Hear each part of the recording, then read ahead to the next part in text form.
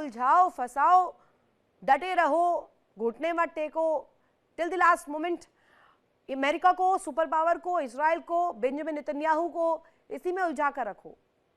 वो स्ट्रैटेजीज को समझ ही ना पाए और सस्ते, कहा जाए एकदम कम पैसे से खरीदे जाने वाले, प्रिपेयर किए जाने वाले, मैन्युफैक्चर किए जाने वाले मिसाइलों को छोड़ दो। बड़े बड़े भारी भरकम अमाउंट के जो डिफेंस सिस्टम है, जो डिफेंस के बेड़े में से निकल के हथियार आ रहे हैं, उनका सामना करने के लिए ये नीति ईरान को कहां ले जा रही है?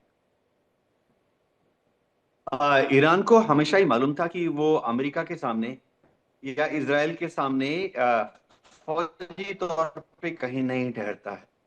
इसलिए ईरान ने बहुत पहले ही स्ट्रेटेजी बना ली थी कि अमेरिका से लड़ने के लिए या इजराइल से लड़ने के लिए उसे सस्ते हथियार चाहिए, ड्रोन चाहिए, यूएवी चाहिए, जमीन से जमीन पर मार करने वाले रॉकेट्स और मिसाइल चाहिए। और इसी नीति को वो पिछले 20 साल 10 साल से फॉलो कर रहा है और काफी हद तक सक्सेसफुल भी हुआ है।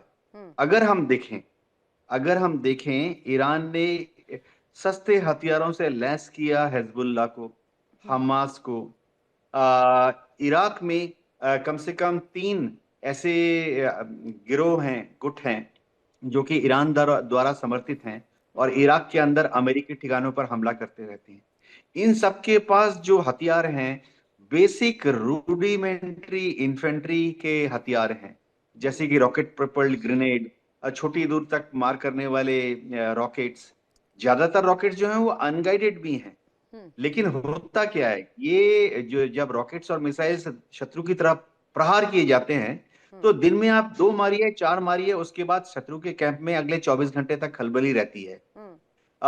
इजराइल के ऊपर आप ईरान हर रोज अगर 2, 4 या 6 मिसाइलें भी दाग देगा तो वर्ल्ड में एक मीडिया कवरेज हो जाती है, पूरी दुनिया में खबर फैल जाती है।